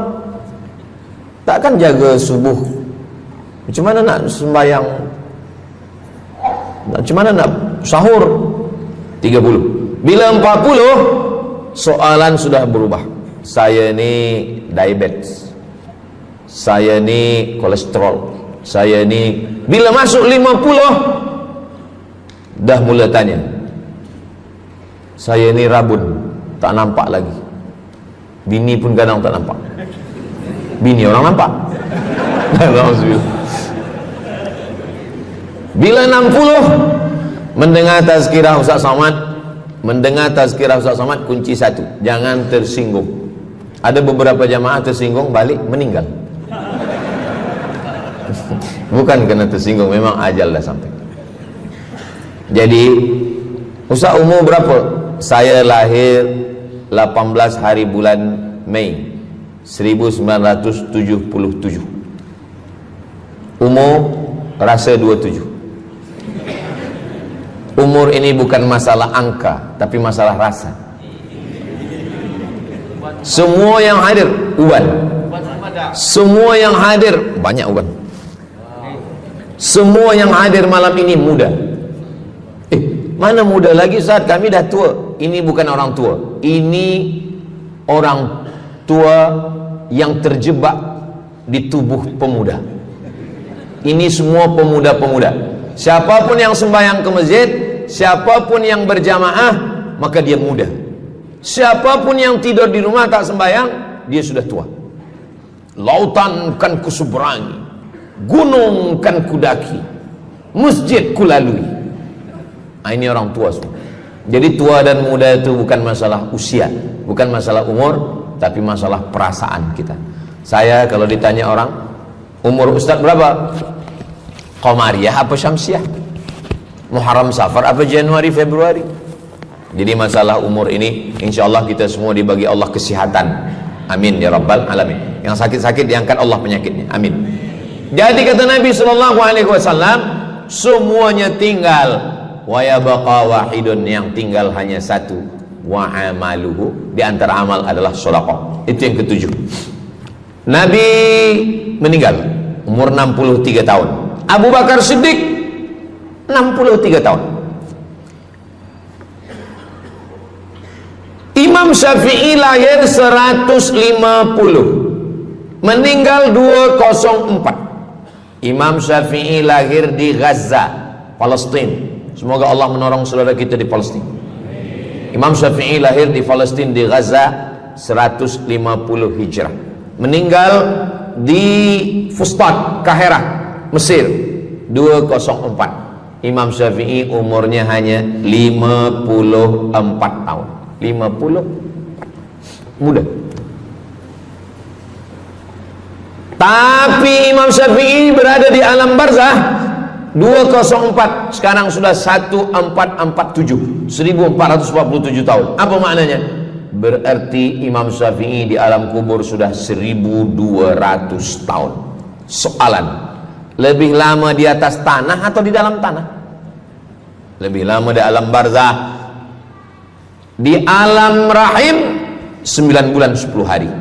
Di alam dunia 63 tahun. Kalau sampai di alam kubur menunggu hari kiamat. Imam Syafi'i sudah 1200 tahun. Tapi setiap detik, setiap menit, setiap jam, dari maghribi sampai ke Nusantara, semua orang menyebut nama Syafi'i, Syafi'i, Syafi'i, Syafi'i. Setiap kampung ada nama orang Syafi'i. Setiap kawasan ada nama orang Syafi'i. Begitulah mulianya Imam Syafi'i.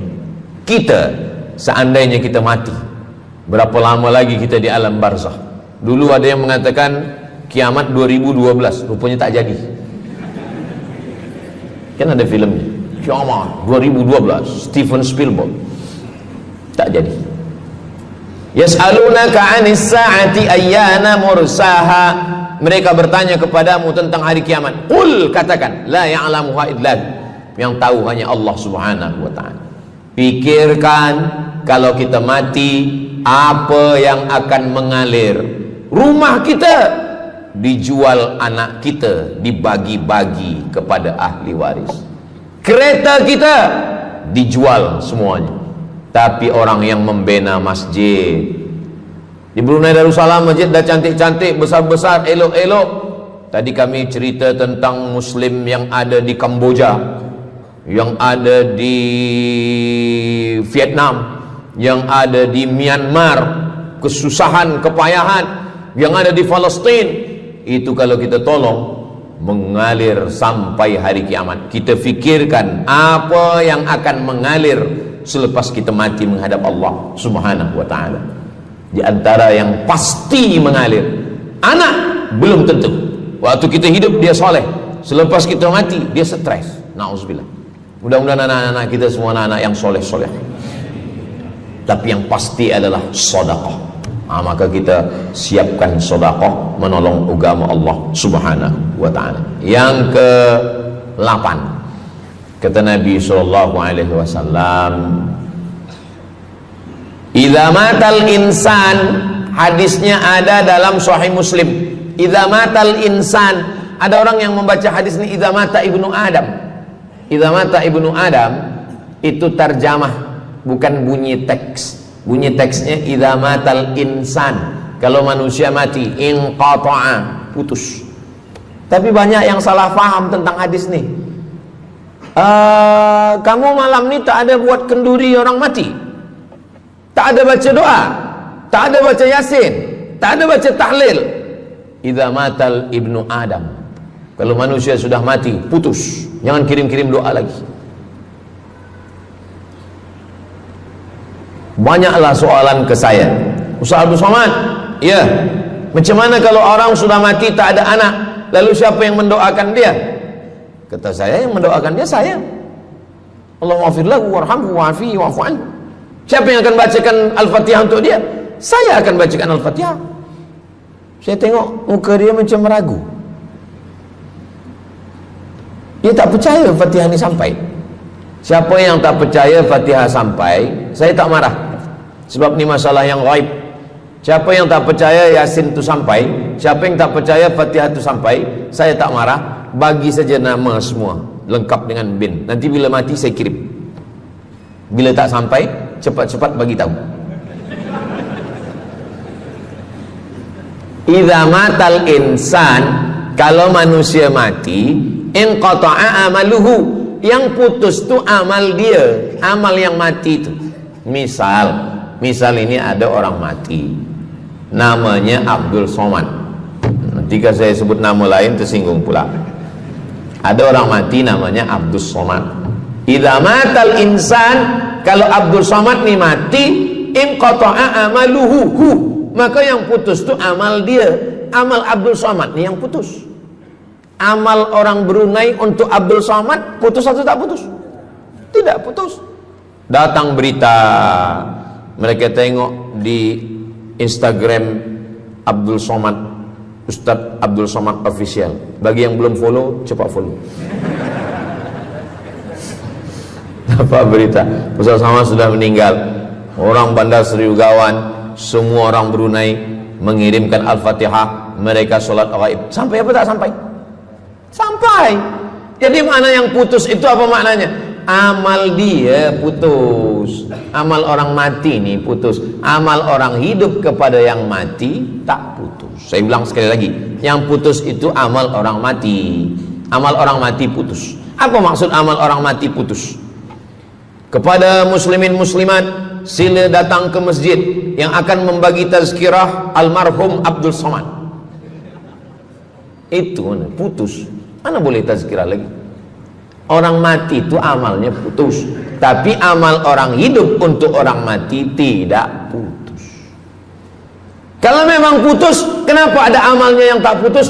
Ada amal dia yang tak putus. Ini Abdul Somad mati dia, amal dia semuanya putus, tapi ada amal dia yang tak putus. Pertama, shadaqatun jariyah. Sedekah itu kan amal dia, tak putus.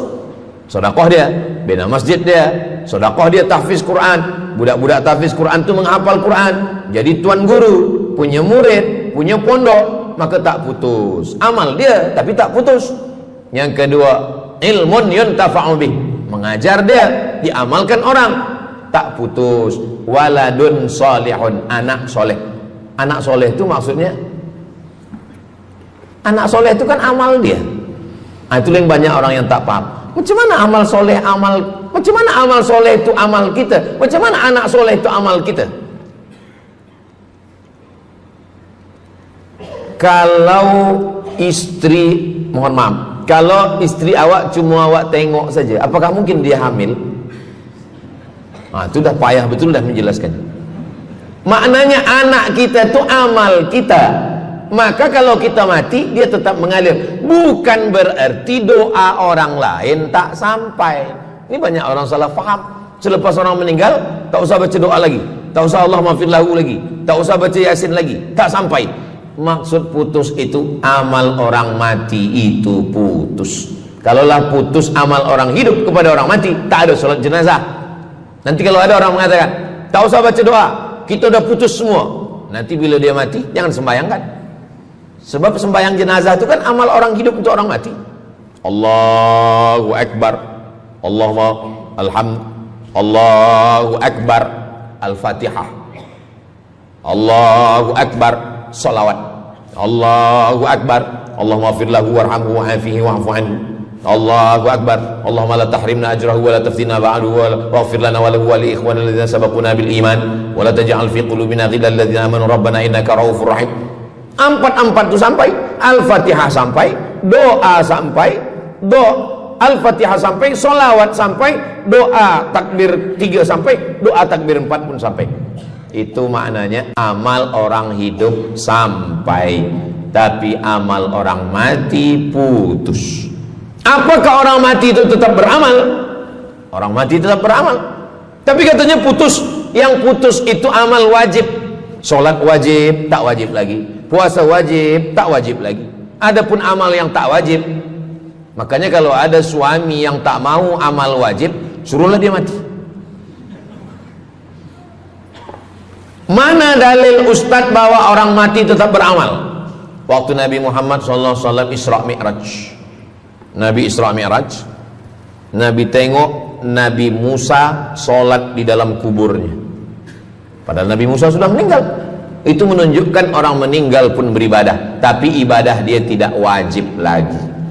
Waktu sampai di Masjidil Aqsa, Nabi Ibrahim sholat, Nabi Musa sholat, Nabi-Nabi sholat, padahal mereka sudah meninggal dunia. Itu menunjukkan bahwa orang mati beribadah, tapi ibadahnya tidak wajib. Yang kita wajib ini hanya dari akil baligh sampai kita mati. Siapa yang wajib sembahyang? Akil baligh. Siapa yang wajib puasa? Akil baligh. Siapa yang wajib haji? Akil baligh mampu. Ada orang akil, ada orang baligh tapi tak akil. Umur 15 tahun, 20 tahun, 30 tahun, baligh umurnya sampai tapi tak akil, tak ada akal. Rufi'al qalam, kertas, pena dia terangkat, tak mencatat. Ada 3 orang yang penanya tak mencatat. Yang pertama, anis sobi hatta yahtalim, budak kecil sampai dia mimpi akil balik. Yang kedua, anin naim hatta yastayqiz, orang tidur sampai dia terjaga. Yang pertama, budak kecil sampai akil balik. Maka kalau nak nakal waktu kecil itulah. Menyesal saya Ustaz, waktu kecil dulu baik-baik. Yang kedua, anin naim hatta yastayqiz, orang tidur sampai dia jaga tidur. Makanya kalau nak buat dosa waktu tidurlah.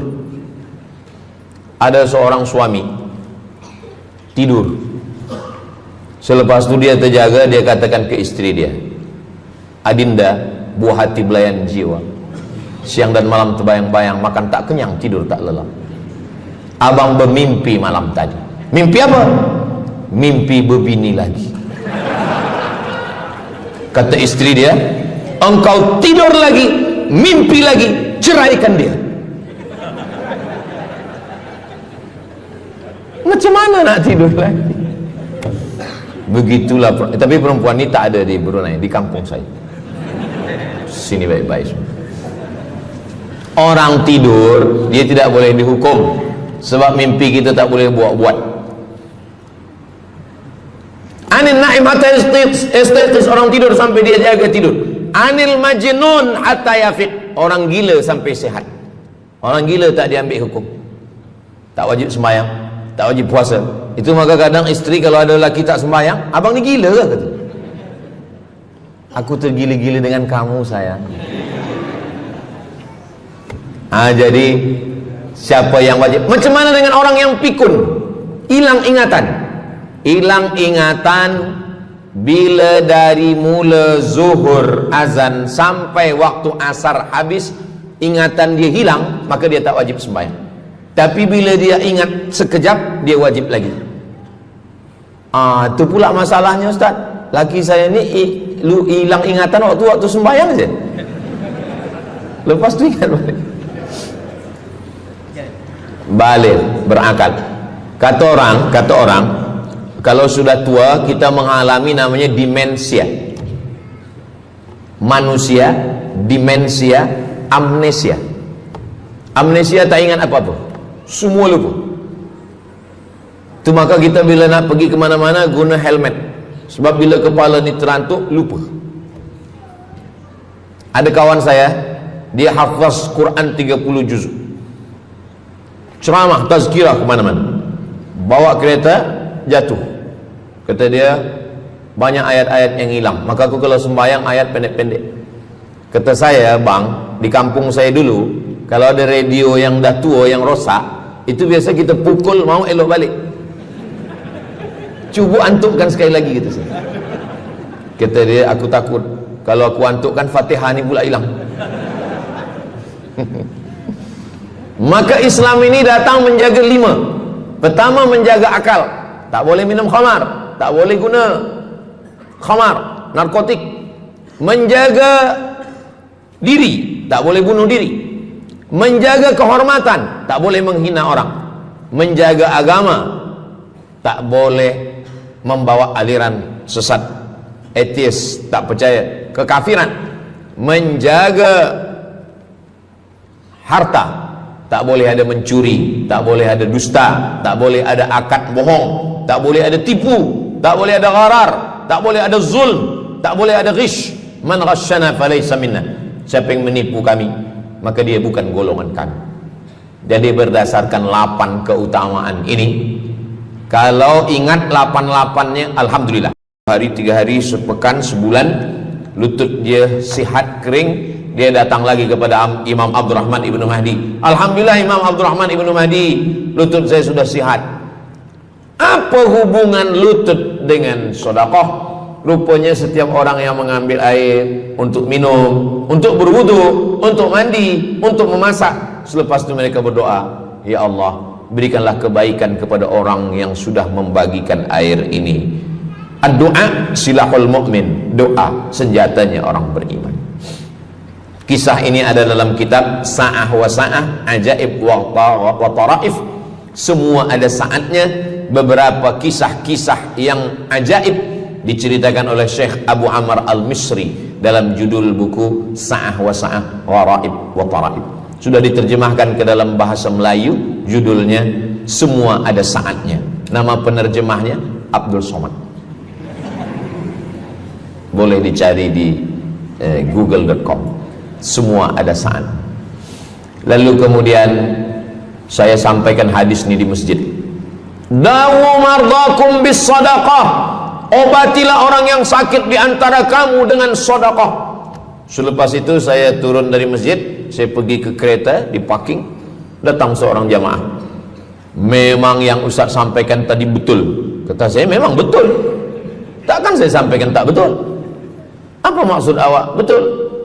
Istri saya kena sakit kista sebesar duit di dalam, maaf, rahim dia. Kata doktor, ini mesti diambil, kalau tidak dia makin besar makin besar. Tapi kalau diambil, dicabut, operate, nanti akan, maaf cakap, tercabut rahim sekali. Dan kalau rahim tercabut, maka nanti tidak boleh mengandung. Mendengar itu istrinya menangis, suaminya tersenyum. Yang senyum budak kecil pula. Lalu kemudian rupanya istri dia tahu tentang hadis Nabi, dawu mardakum bis sadaqah, obatilah orang yang sakit dengan bersedekah. Maka dia pun bersedekah. Selepas itu mereka pergi lagi medical check up ke hospital. Sampai di hospital dicek USG, rupanya kista tu makin kecil dan hilang. Doktor tu pula bertanya balik, awak makan apa? Saya makan nasi, kata dia. Minum apa?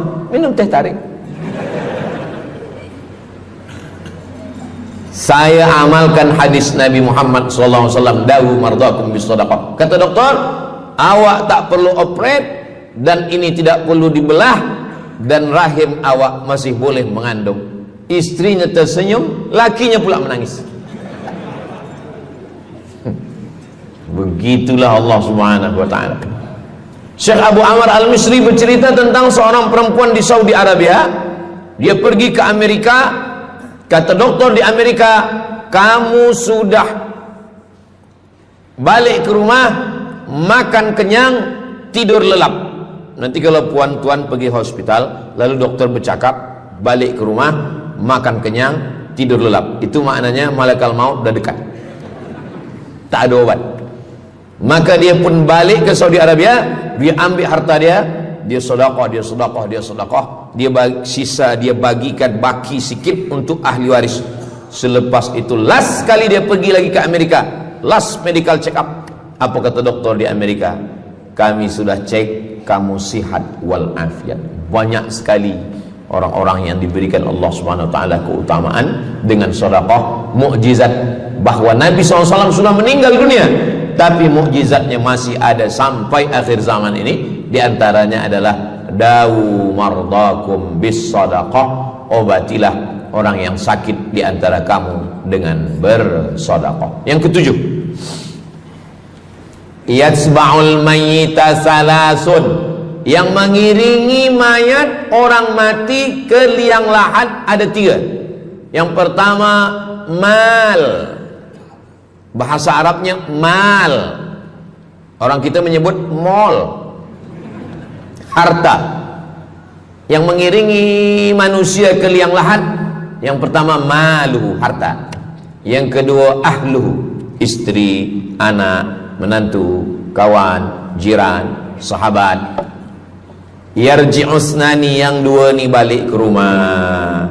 Anak balik, istri balik, kereta balik, semua balik. Wa yabqa wahidun, yang kekal hanya satu. Apa dia? Yang kekal hanya satu, itulah dia sedekahtuhu. Sedekahlah yang kekal. Itulah kenapa orang-orang meninggal dunia. Kita di atas dunia ini, kata Nabi, baina sittin wa sab'in. Kita hidup di atas dunia ini antara sittin, 60, sab'in, 70. 60, 70, 60, 70. Kalau umur 30, ada berjumpa jamaah umur 30 yang dia soal, dah berbini ke? Dah bini? Belum. Oh. Awak dah menikah? Belum. Apa belum nikah lagi? Kejap lagi Ramadan. Takkan jaga subuh? Macam mana nak sembahyang? Macam mana nak sahur? 30. Bila 40, soalan sudah berubah. Saya ni diabetes, saya ni kolesterol, saya ni. Bila masuk 50, dah mula tanya, saya ni rabun, tak nampak lagi. Bini pun kadang tak nampak. Bini orang nampak. Bila 60, mendengar tazkirah Ustaz Somad, kunci satu, jangan tersinggung. Ada beberapa jamaah tersinggung, balik meninggal. Bukan kerana tersinggung, memang ajal dah sampai. Jadi, Ustaz umur berapa? Saya lahir 18 hari bulan Mei 1977. Umur rasa 27. Umur ini bukan masalah angka, tapi masalah rasa. Semua yang hadir uban, semua yang hadir banyak uban, semua yang hadir malam ini muda. Mana muda lagi Ustaz, kami dah tua. Ini bukan orang tua, ini orang tua yang terjebak di tubuh pemuda. Ini semua pemuda-pemuda. Siapapun yang sembahyang ke masjid, siapapun yang berjamaah, maka dia muda.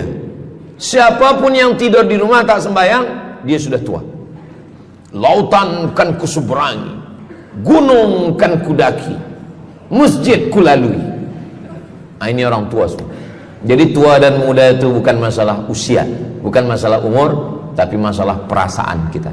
Saya kalau ditanya orang, umur Ustaz berapa?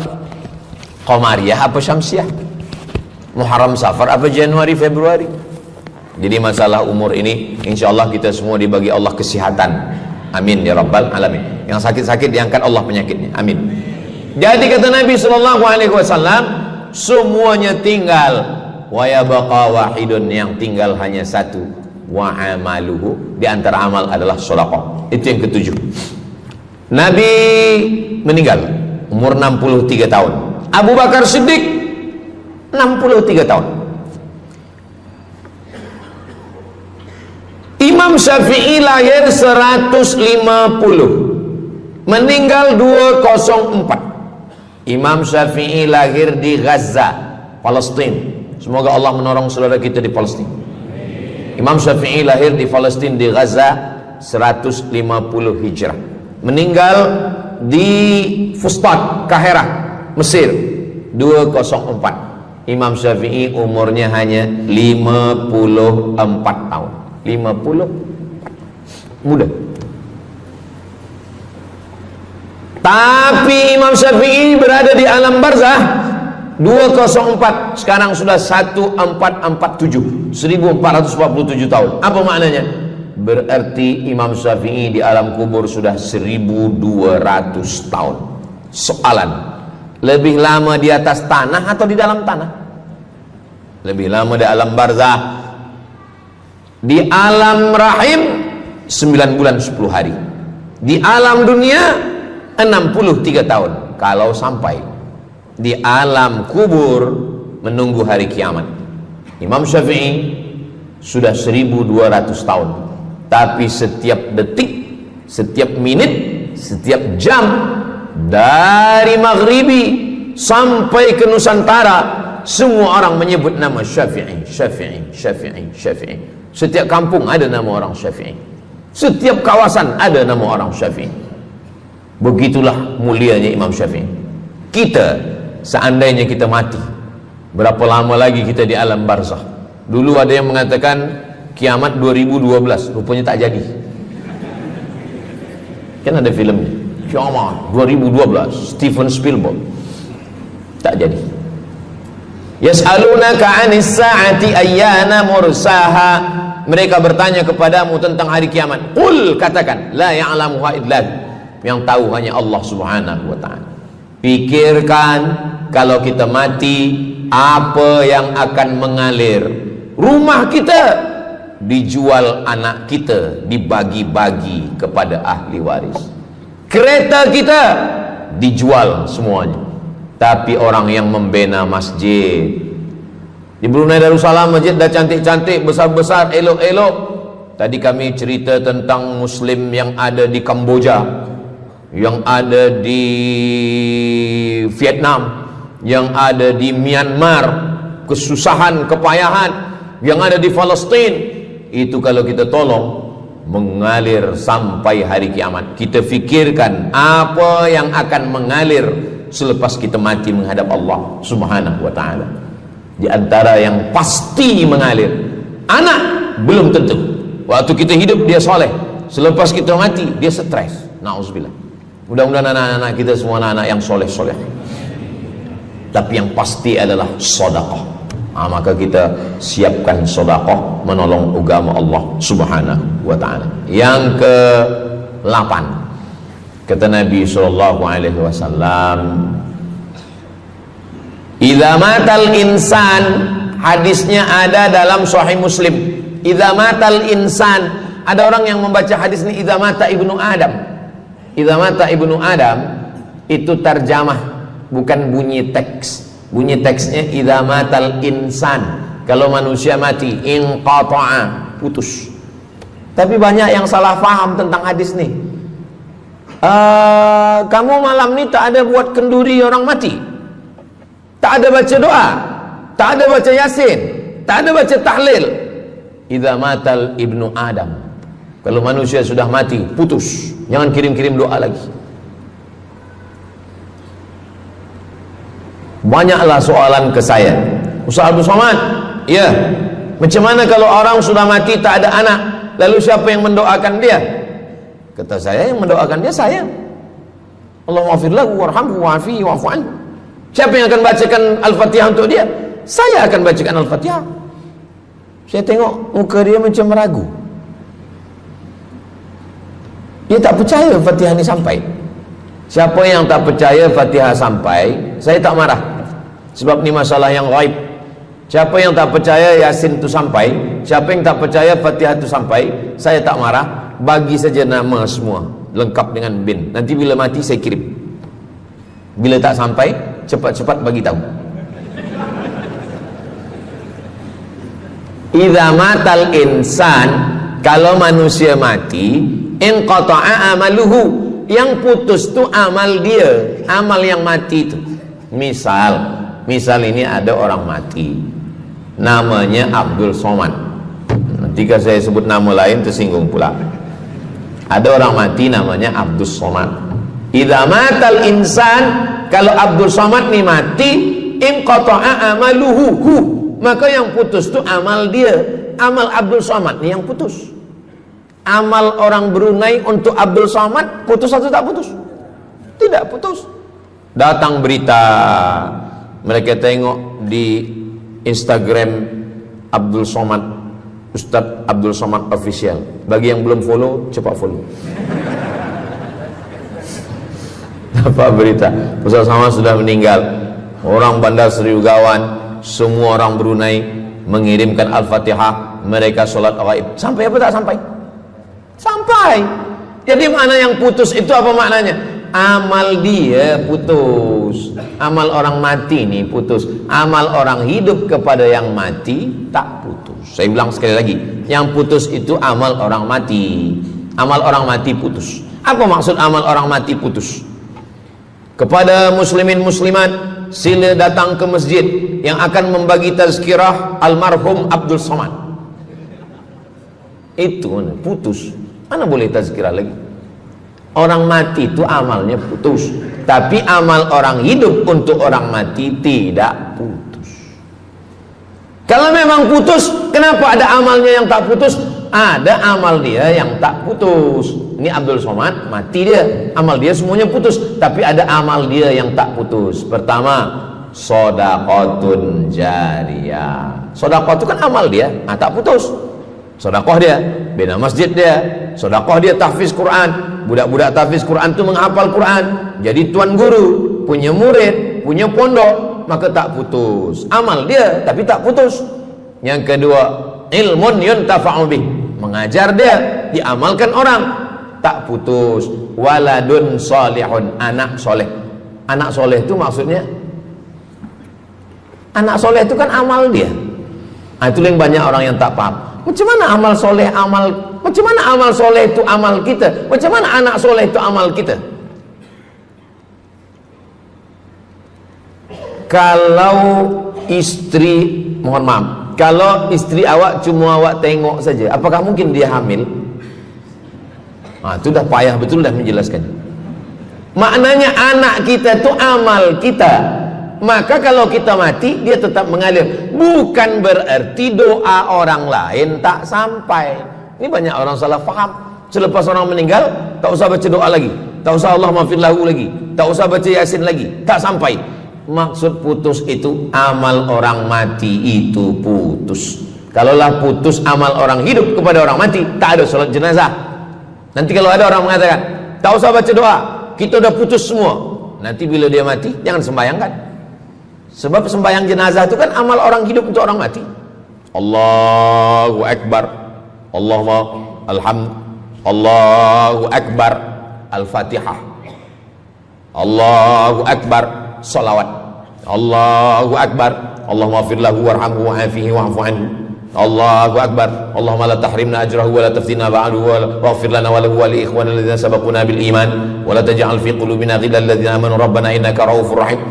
Empat itu sampai, Al-Fatihah sampai, doa sampai, Al-Fatihah sampai, solawat sampai, doa takbir 3 sampai, doa takbir 4 pun sampai.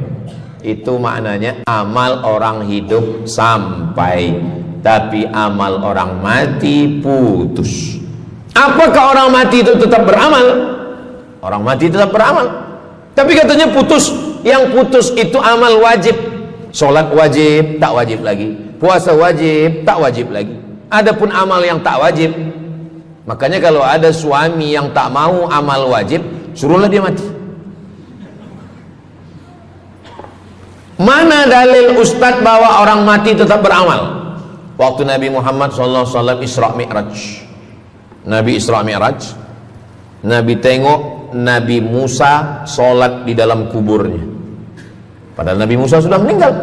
Itu menunjukkan orang meninggal pun beribadah, tapi ibadah dia tidak wajib lagi. Waktu sampai di Masjidil Aqsa, Nabi Ibrahim sholat, Nabi Musa sholat, Nabi-Nabi sholat, padahal mereka sudah meninggal dunia. Itu menunjukkan bahwa orang mati beribadah, tapi ibadahnya tidak wajib.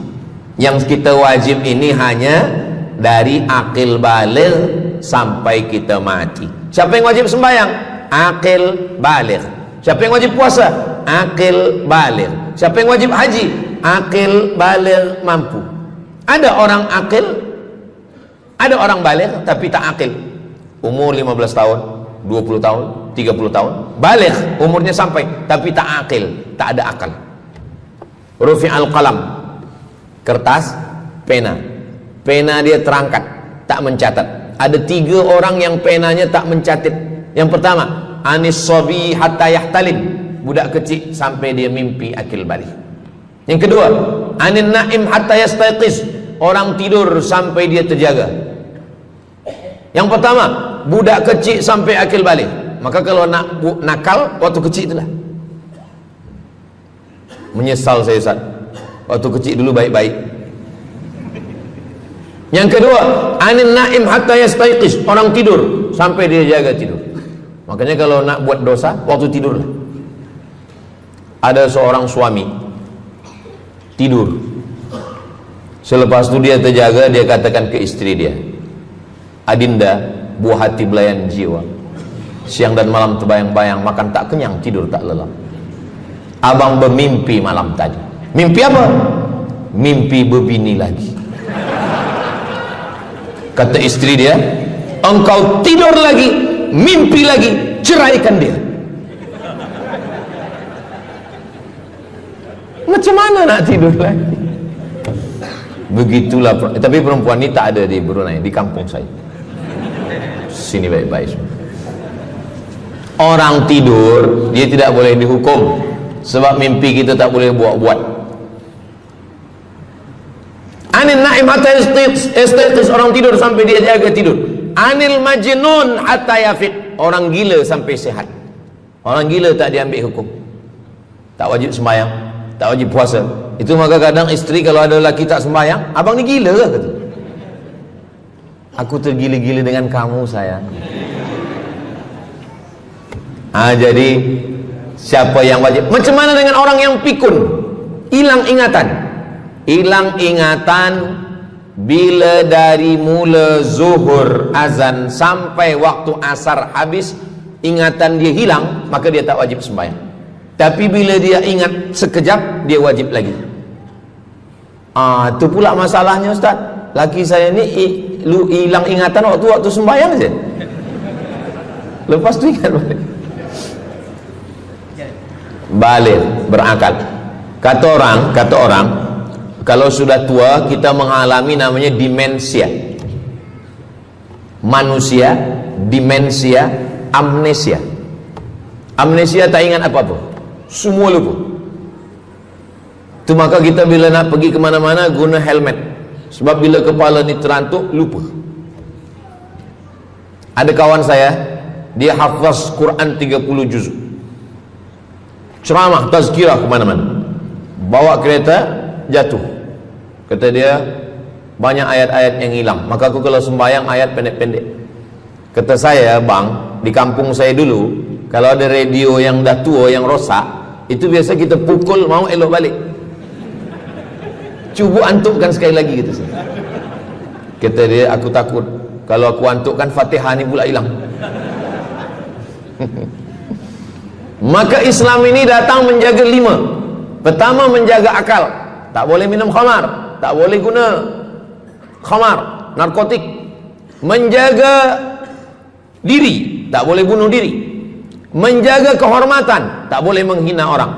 Menjaga agama, tak boleh membawa aliran sesat, ateis, tak percaya, kekafiran. Menjaga harta, tak boleh ada mencuri, tak boleh ada dusta, tak boleh ada akad bohong, tak boleh ada tipu, tak boleh ada gharar, tak boleh ada zulm, tak boleh ada ghish. Man ghasyana falaysa minna. Siapa yang menipu kami, maka dia bukan golongan kami. Jadi berdasarkan 8 keutamaan ini, kalau ingat 8-8-nya alhamdulillah. Tak ingat 8, ingat 7, ingat 6, ingat 5, ingat 4, ingat 3, ingat 2, ingat 1. Satu pun tak ingat, innalillah. Tapi insyaAllah kita boleh ingat semua. Sebab apa?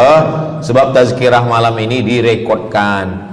Nanti boleh ditonton ulang di channel Ustaz Abdul Somad Official. Jangan lupa subscribe, like, share, and comment. Jamaah yang dimuliakan Allah Subhanahu Wa Taala, tadi saya mula pukul 8.15, sekarang sudah pukul 8.10. Jadi saya di mana-mana tazkirah memanglah 60 menit, 600 ml. Tapi rupanya botolnya kecil. Nah, jadi sebenarnya setengah jam pun cukup. Jadi dari 8 tadi itu semua membagi kita semangat. Kalau ada orang yang mengatakan Islam ini agama yang menyuruh kita tak usahlah berniaga, tak usahlah bertanam kelapa sawit, tak usahlah bertanam kelapa, tak usahlah buka ikan, tak usahlah bertani. Sesungguhnya Islam ini agama yang menyuruh kita berusaha. Masuk masjid, Allah maftah li abwaaba rahmatik. Keluar masjid, Allahumma inni as'aluka min fadlik. Kenapa keluar masjid minta rezeki? Sebab peniaga, pedagang, bisnismen dapat duit. Duitnya bukan untuk dunia, duitnya untuk akhirat. Jadi kalau ada orang mengatakan kereta tak dibawa mati, siapa kata kereta tak dibawa mati? Kereta boleh dibawa mati. Kereta yang macam mana? Kereta wakaf. Ada kereta 10, wakafkan untuk tahfiz Quran. Masa emak saya meninggal, berpesan dia, nanti kalau aku mati, tolong kuburkan aku di samping makam ayahku. Dari tempat saya, rumah saya ke kampung mak saya jauh, 10 jam naik kereta. Hospital tak nak bagi kereta ambulan. Maka selepas itu saya azam dalam diri saya, nanti kalau ada duit, kita buatkan kereta wakaf ambulan. Siapapun saja yang sakit meninggal, free. Alhamdulillah kami ada yayasan tabung wakaf umat namanya, 2 kereta ambulan sekarang. Siapapun yang sakit, free. Naik kereta ni free, syaratnya 2, sakit mati. Alhamdulillah, sesiapa saja datang boleh. Jadi saya rasa sakit hati. Dalam hati saya itu, saya mesti azamkan, tekadkan ini. Begitu juga dengan tahfiz. Guru-guru, cikgu-cikgu, pelajar-pelajar, buatkan kereta.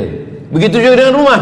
Apa kata orang? Untuk apa bina rumah elok-elok, rumah besar? Rumah tak dibawa mati. Rumah boleh dibawa mati. Rumah yang mana? Rumah tahfiz Quran. Assalamualaikum. Waalaikumsalam. Ustaz Abdul Somad, betul.